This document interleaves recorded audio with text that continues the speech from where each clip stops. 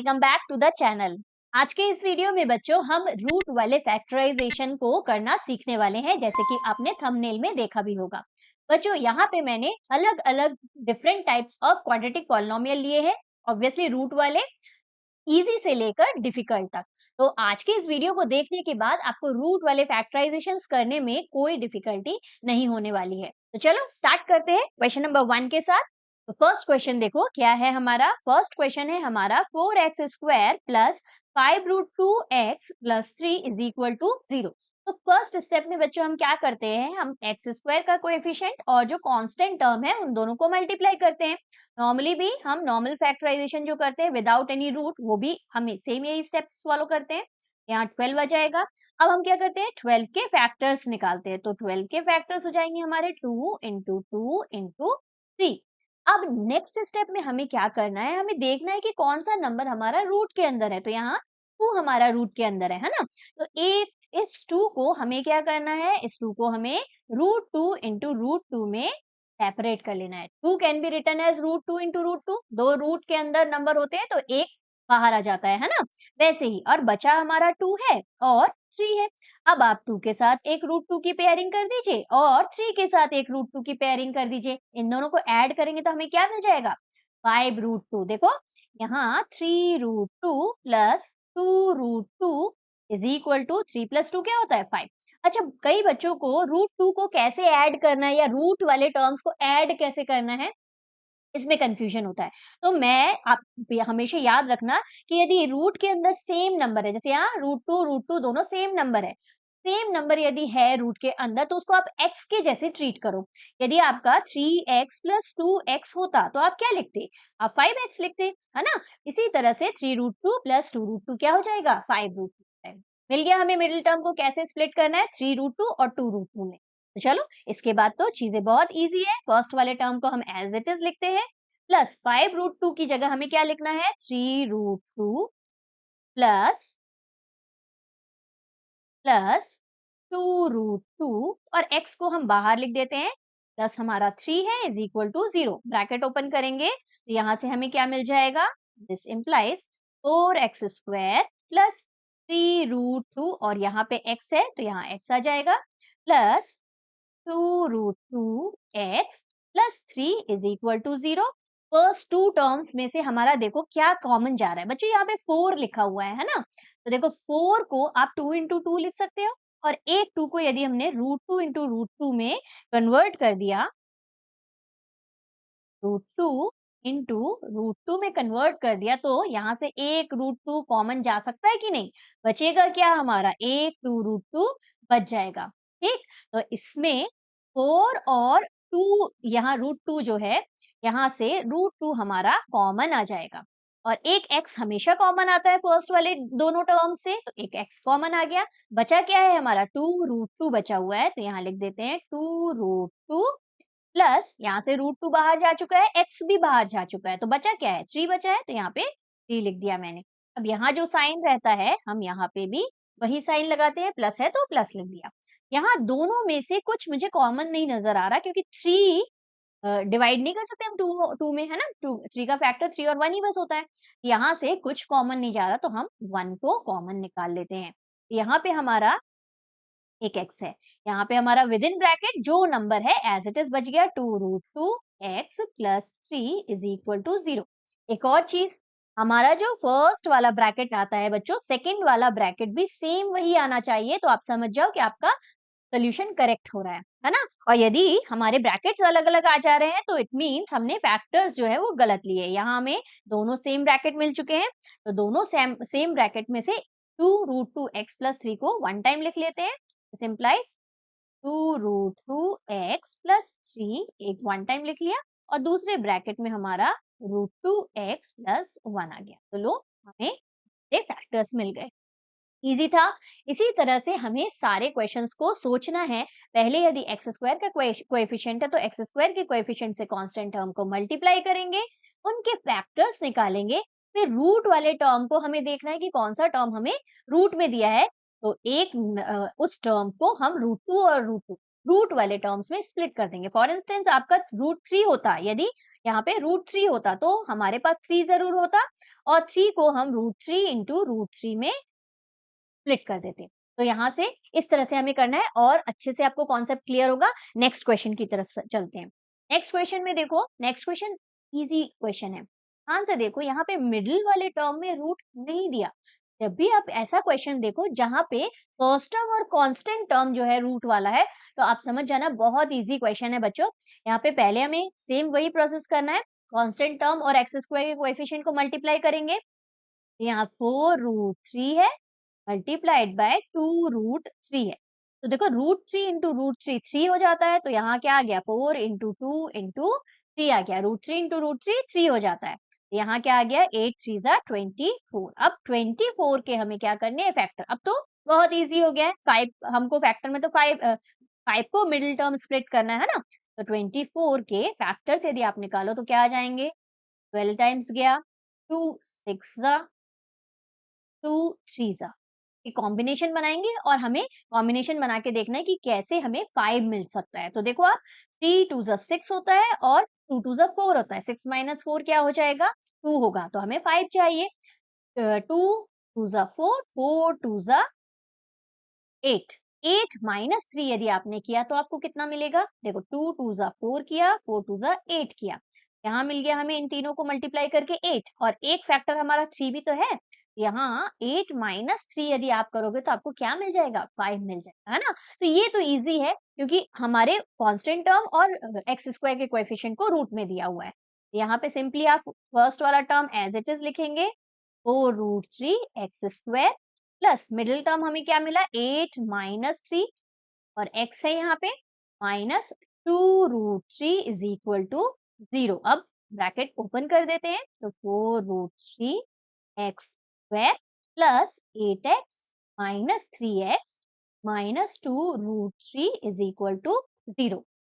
Gain हमें देखना है कि क्या क्या हमें कांस्टेंट क्या क्या हमें कॉमन मिल रहा है। तो देखो यहाँ तो इजी है, 4 और 8 में से 4 कॉमन जाएगा, तो यहाँ पे 4 तो कॉमन गया, साथ में एक वेरिएबल तो फर्स्ट टू टर्म्स में से x कॉमन जाता ही है हमेशा। तो ये ले लिया हमने, बचा क्या 4 बाहर जा चुका है तो √3 बचा, तो यहाँ √3 एक x बाहर चला गया तो एक x बचा, तो ये x आ गया प्लस यहाँ से 8 में से 4 बाहर जा चुका है तो बचा क्या 2 बचा, क्योंकि 4 2 जा 8 होता है, तो यहाँ 2 बचा 2 और x तो ऑलरेडी बाहर जा चुका है ना। अब यहाँ जो साइन है माइनस का साइन है तो यहाँ पे हम माइनस का साइन लगा देंगे। और हमें कॉमन क्या दिख रहा है, देखो यहाँ वही मैं बोल रही थी प्रीवियस क्वेश्चन में मैंने यही आपको बताया था।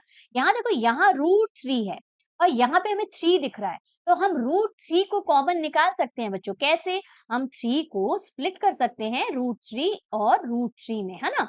यहाँ से एक √3 यदि बाहर गया तो एक √3 हमें ब्रैकेट में बचेगा। कैसे लिखेंगे, देखो यहाँ से मैंने √3 को कॉमन ले लिया, ठीक। x तो कॉमन जाता नहीं है नेक्स्ट टू टर्म से, क्योंकि कांस्टेंट टर्म के पास बेचारे के पास x नहीं होता ना, तो वो कैसे कॉमन दे देगा। तो माइनस √3 यहाँ आया, विद इन ब्रैकेट क्या बचा, एक √3 बाहर गया, तो ये एक √3 हमें बचा हुआ है विद इन ब्रैकेट, तो यहाँ लिख दिया मैंने √3 और x है तो x लिख दिया। फिर माइनस यहाँ पे हमारा √3 बाहर जा चुका है तो बचा क्या है 2 बचा है। अच्छा एक और बात देखो, आपने यहाँ पे माइनस कॉमन लिया है, जब हम यहाँ पे माइनस लगाते हैं बच्चों, अंदर का जो साइन होता है वो चेंज हो जाता है, क्योंकि माइनस हम कॉमन ले रहे हैं। अंदर माइनस का साइन चेंज होके क्या हो जाएगा प्लस हो जाएगा, राइट। जब भी याद रखना है आपको कि आपने माइनस यदि कॉमन लिया तो अंदर जो भी साइन है वो चेंज हो जाएगा। यदि प्लस होता तो माइनस करते, माइनस है इसीलिए प्लस किया है। नेक्स्ट वाला टर्म क्या है 2 बचा हुआ है, √3 कॉमन गया है तो 2 लिख दिया इज इक्वल टू 0। दोनों में से हमें √3 x प्लस 2 कॉमन मिल गया, वन टाइम लिख दिया हमने। देखो दोनों सेम आए, ये दोनों वन टाइम लिख दिया और नेक्स्ट ब्रैकेट में हमारा क्या बचा 4x minus √3 is equal to 0। Further यदि आपको x की वैल्यू फाइंड आउट करनी है तो हम इधर और करते हैं। कैसे करते हैं, √3x plus 2 is equal to 0 put करते हैं और दूसरा फैक्टर हमारा क्या है 4x minus √3 is equal to 0 put करते हैं, राइट। यहाँ से 2 को ट्रांसपोज करेंगे, √3x यहीं पे बचेगा, √3x यहीं बचा, 2 को ट्रांसपोज किया तो -2, x इज इक्वल टू हमें मिल गया -2 अपॉन √3। ये हमारा फर्स्ट वाला आंसर आया। दूसरा हमारा क्या आएगा 4x को यहीं छोड़ते हैं, √3 को ट्रांसपोज किया तो माइनस से प्लस में हो गया। अब x is equal to second वाले पार्ट में हमारे x का सेकेंड रूट की वैल्यू क्या आई हमारी √3/4। तो इस तरह से आप x की वैल्यू भी निकाल सकते हैं। ओके, जैसा हमें क्वेश्चन में दिया हुआ हो, फैक्टराइज बस दिया है तो हम सिर्फ फैक्टर्स निकाल के छोड़ देंगे, और यदि रूट फाइंड आउट करने को बोला तो हमें पूरा x की वैल्यू फाइंड आउट करनी पड़ेगी, है ना। नेक्स्ट क्वेश्चन देखें। नेक्स्ट क्वेश्चन देखो, अब मैंने फ्रैक्शन वाला एक क्वेश्चन ले लिया है। यहाँ फ्रैक्शन में हमारा 3/2 दिख रहा है। देखो y² + 3/2 √5x - 5x = 0। तो सबसे पहले हम क्या करेंगे, फ्रैक्शन वाले टर्म को होल नंबर में कन्वर्ट करेंगे। कैसे करेंगे, पूरे टर्म को 2 से हम क्या कर देते हैं, एलसीएम ले लेते हैं 2 का। तो यहाँ पे पूरे टर्म में यदि आपने 2 को एलसीएम ले लिया तो यहाँ पे हमारा 2 ऊपर मल्टीप्लाई हो जाएगा, क्योंकि y² के नीचे कुछ नहीं है मतलब 1 है ना। तो डिनोमिनेटर को यदि आपको 2 बनाना है तो ऊपर भी आपको 2 से मल्टीप्लाई करना पड़ता है। तो यहाँ से हमारा क्या हो गया, ये 2y² प्लस यहाँ 3 है तो 3 लिखा, √5x है तो √5x लिख देते हैं, √5x देन माइनस यहाँ पे भी हमारा देखो डिनोमिनेटर में कुछ नहीं है तो 1 है, यहाँ पे भी हमें डिनोमिनेटर को 2 बनाना है तो ऊपर भी 2 मल्टीप्लाई करेंगे, तो 5 इंटू 2 करेंगे तो डायरेक्ट में लिख देती हूँ 5 इंटू 2 10, फिर डायरेक्ट हम 10 लिख देते इज इक्वल टू 0। अब ये 2 0 से मल्टीप्लाई होके बच्चों क्या हो जाएगा, 0 हो जाएगा। 2 मल्टीप्लाइड बाय 0 इज 0। तो फाइनली हमें इक्वेशन क्या मिल गई, 2y² प्लस 3√5x।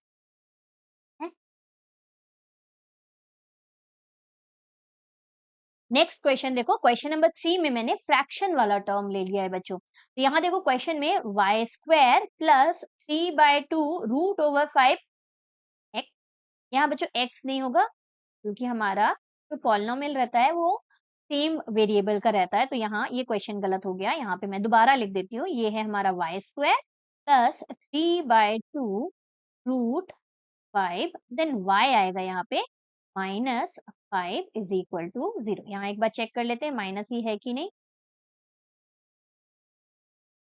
हाँ बिल्कुल माइनस ही। तो यहाँ से हमारा क्या आ गया, ये है हमारा क्वेश्चन। ओके, सेम वेरिएबल का हमारा पूरा क्वाड्रेटिक पॉलिनोमियल में वेरिएबल सेम रहता है ना, वहां x बाय मिस्टेक हो गया। अब देखो फ्रैक्शन वाले क्वेश्चन को कैसे करेंगे, सबसे पहले हमें इस फ्रैक्शन को हटाना रहेगा। ठीक, फ्रैक्शन में यदि आप सॉल्व करने जाओगे तो बहुत डिफिकल्ट हो जाएगा। फ्रैक्शन हटाने के लिए क्या करते हैं, हम एलसीएम ले लेते हैं। तो ये पूरे में हम यदि एलसीएम लेते हैं तो 2 हमारा क्या आ जाएगा, 2 हमारा डिनोमिनेटर में आ जाएगा, पूरे में 2 डिनोमिनेटर में आ गया।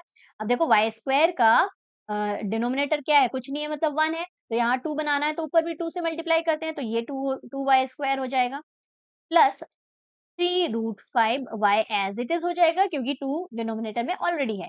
यहाँ -5 के नीचे भी 2 नहीं है तो इसको भी हमें 2 से मल्टीप्लाई करना पड़ेगा, है ना। -5 इंटू 2 कर देते हैं इज इक्वल टू 0।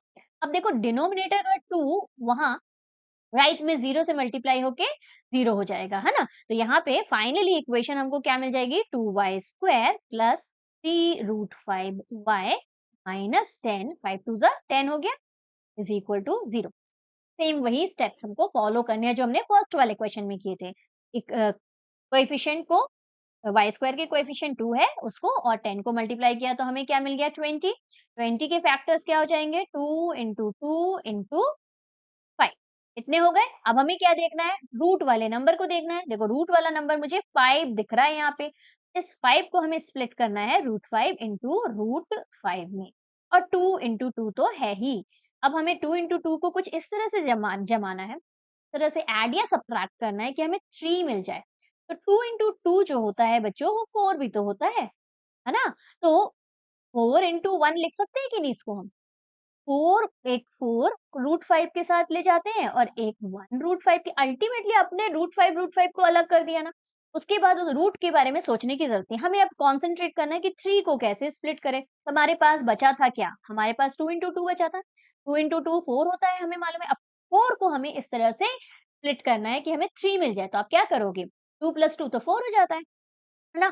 तो हम क्या करेंगे, 4 - 1 करेंगे। 4 - 1 क्या होता है, 3 होता है। यहाँ देखो 4 - 1 हमारा 3 होता है। अब इस 4 के साथ एक √5 आप इस 4 के साथ रख दो, एक √5 आप इस 1 के साथ रख दो, तो ये हो जाएगा 4 √5 और ये 1 √5 जो रहता है उसको आप √5 ही लिखोगे, है ना? 1 लिखने की ज़रूरत नहीं होती। तो देखो मिल गए हमें हमारे स्प्लिट किए हुए 2 टर्म्स 4√5 माइनस 1√5 बट जैसे कि मैंने बोला रूट वाले टर्म्स को हम x के जैसे ट्रीट करेंगे। तो देखो 4x माइनस x क्या हो जाएगा? 3x हो जाएगा। यही तो हमें चाहिए 3√5, है ना? समझ में आया? चलो अब क्या करना है? बस लिख देना है 2y² as it is plus 3√5 को हमने स्प्लिट किया किसमें?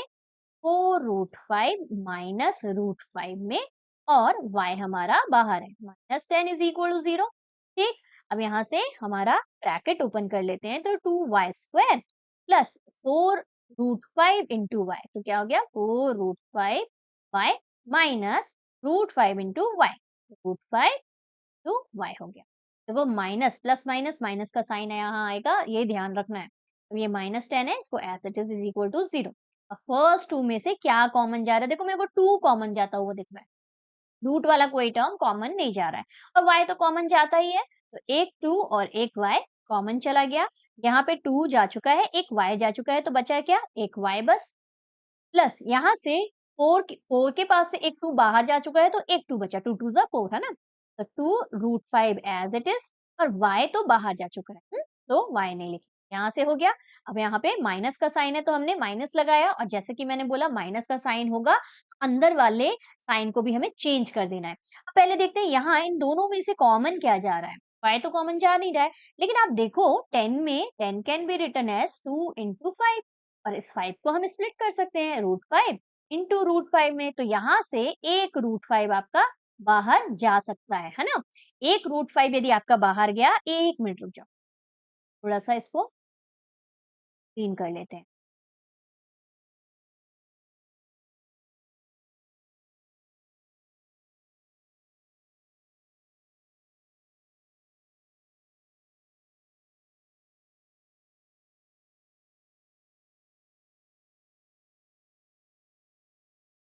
देखो यहाँ पे हमारा 10 बचा था।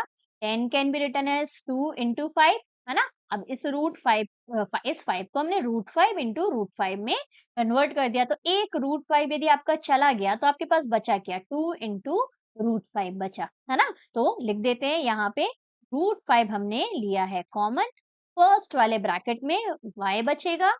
अच्छा देखो माइनस का साइन हमने माइनस कॉमन लिया तो अंदर वाला माइनस का साइन चेंज होके क्या हो जाएगा? प्लस हो जाएगा।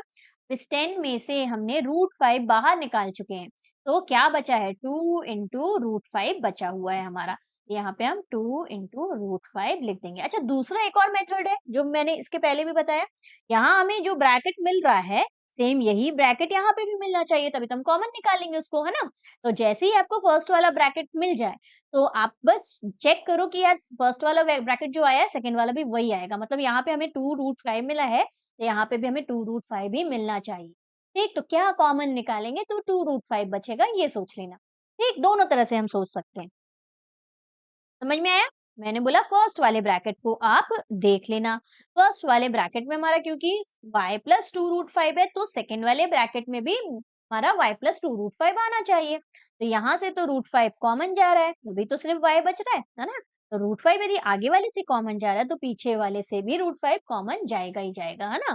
तो आप क्या करोगे? स्प्लिट करोगे जैसे यहाँ पे हमने स्प्लिट किया, फिर 5 को दो √5 में स्प्लिट करेंगे।